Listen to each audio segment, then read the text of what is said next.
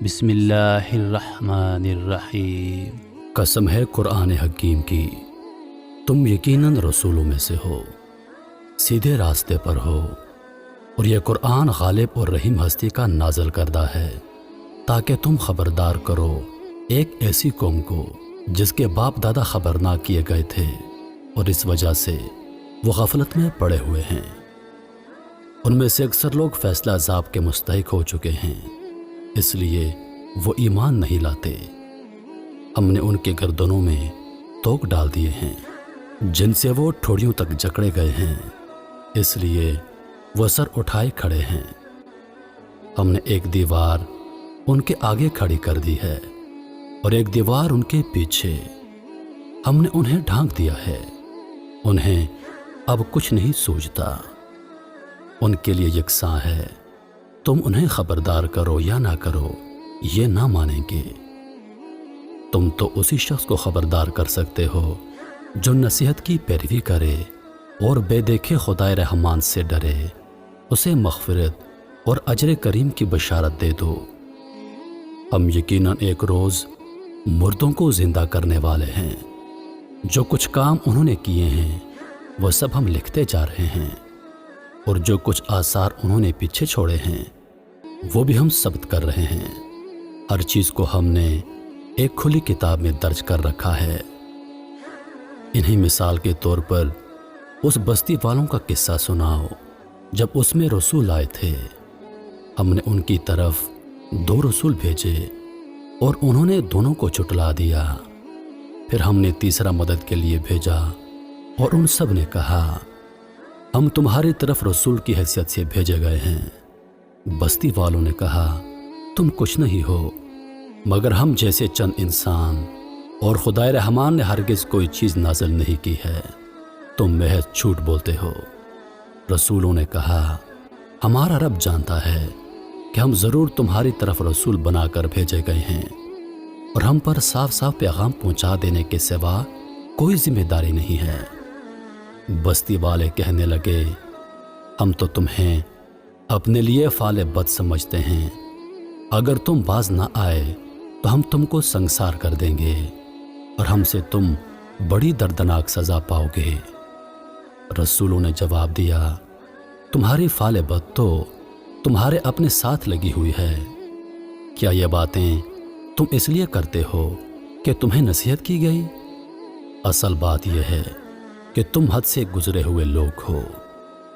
اتنے میں شہر کے دور دراز گوشے سے ایک شخص دوڑتا ہوا آیا اور بولا اے میرے قوم کے لوگوں، رسولوں کی پیروی اختیار کر لو، پیروی کرو ان لوگوں کی جو تم سے کوئی اجر نہیں چاہتے اور ٹھیک راستے پر ہیں۔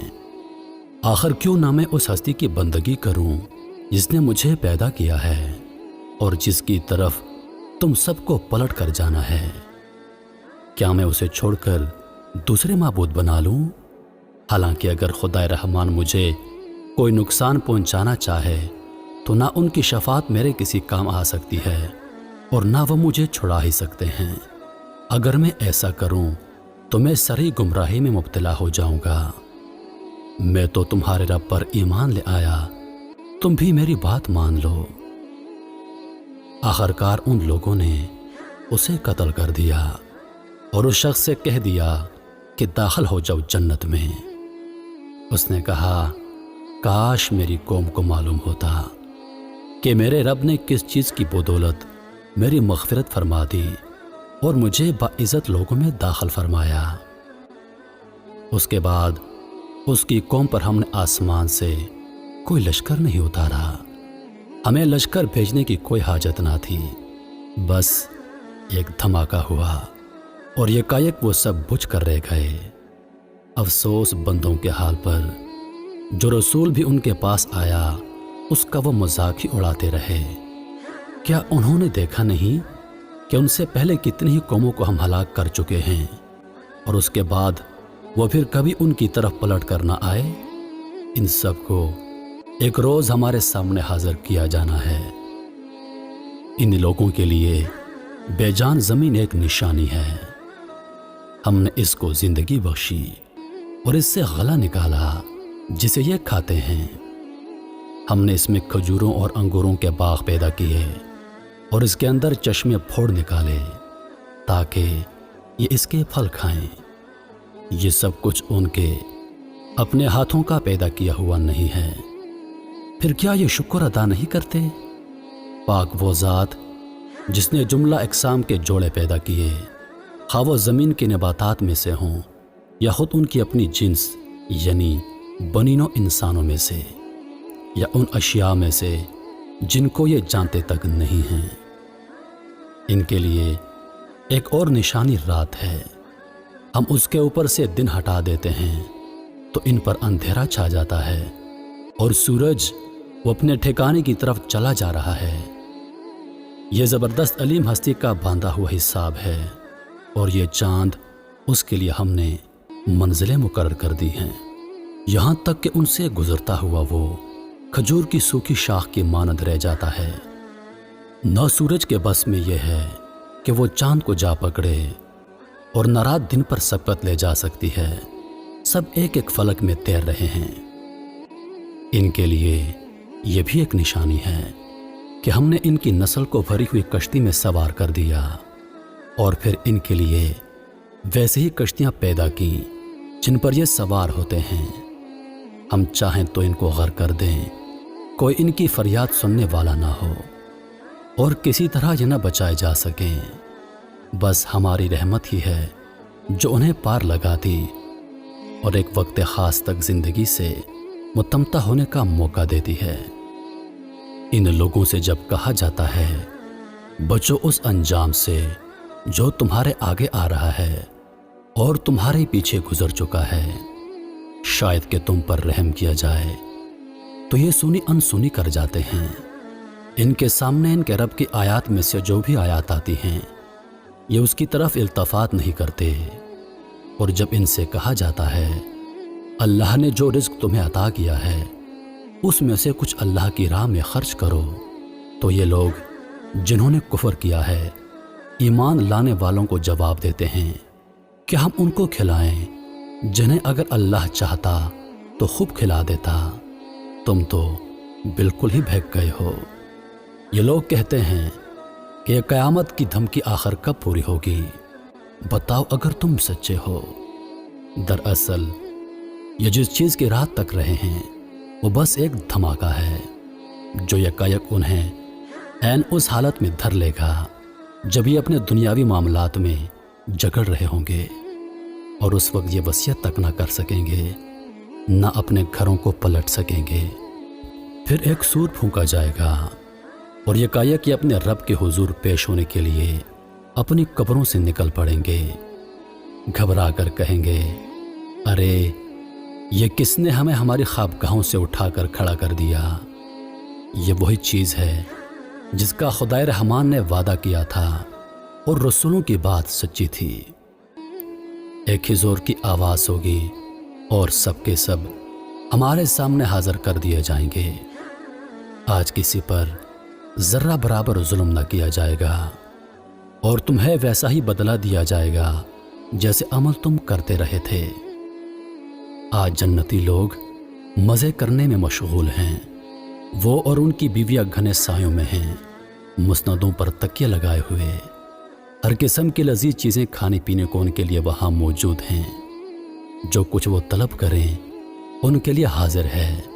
रब्बे रहीम की तरफ से उनको सलाम कहा गया है।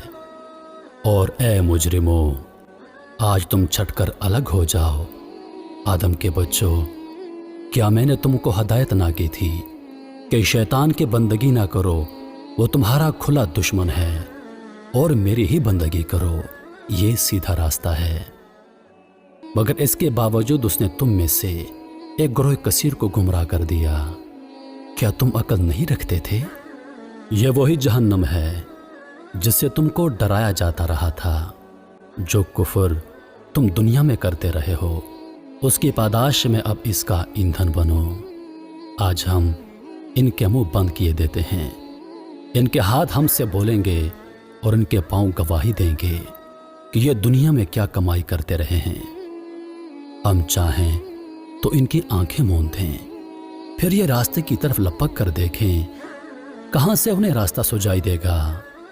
ہم چاہیں تو انہیں ان کی جگہ ہی پر اس طرح مسخ کر کے رکھ دیں کہ یہ نہ آگے چل سکیں نہ پیچھے پلٹ سکیں۔ جس شخص کو ہم لمبی عمر دیتے ہیں اس کی ساخت کو ہم الٹ ہی دیتے ہیں۔ کیا یہ حالات دیکھ کر انہیں عقل نہیں آتی؟ ہم نے اس نبی کو شعر نہیں سکھایا اور نہ شاعری اس کو زیب ہی دیتی ہے۔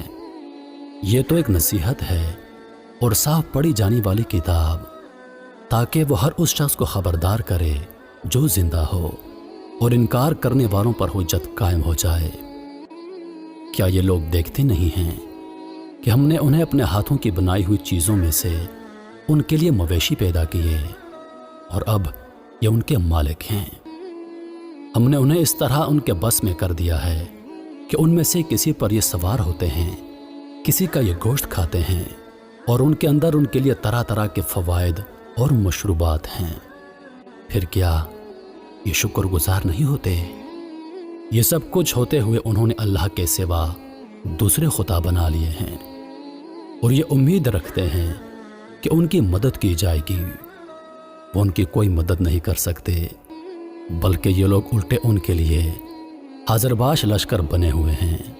اچھا، جو باتیں یہ بنا رہے ہیں وہ تمہیں رنجیدہ نہ کریں، ان کی چھپی اور کھلی سب باتوں کو ہم جانتے ہیں۔ کیا انسان دیکھتا نہیں ہے کہ ہم نے اسے نطفے سے پیدا کیا اور پھر وہ سری جھگڑالو بن کر کھڑا ہو گیا؟ اب وہ ہم پر مثالیں چسپا کرتا ہے اور اپنی پیدائش کو بھول جاتا ہے۔ کہتا ہے، کون ان ہڈیوں کو زندہ کرے گا جبکہ یہ بوسیدہ ہو چکی ہوں؟ اس سے کہو، انہیں وہی زندہ کرے گا جس نے پہلے انہیں پیدا کیا تھا، اور وہ تخلیق کا ہر کام جانتا ہے۔ وہی جس نے تمہارے لیے ہرے بھرے درخت سے آگ پیدا کر دی اور تم اس سے اپنی چولہے روشن کرتے ہو۔ کیا وہ جس نے آسمانوں اور زمین کو پیدا کیا اس پر قادر نہیں کہ ان جیسوں کو پیدا کر سکے؟ کیوں نہیں، جبکہ وہ ماہر خلاق ہے۔ وہ تو جب کسی چیز کا ارادہ کرتا ہے تو اس کا کام بس یہ ہے کہ اسے حکم دے کے ہو جا، اور وہ ہو جاتی ہے۔ پاک ہے وہ ذات جس کے ہاتھ میں ہر چیز کا مکمل اقتدار ہے، اور اسی کی طرف تم پلٹائے جانے والے ہو۔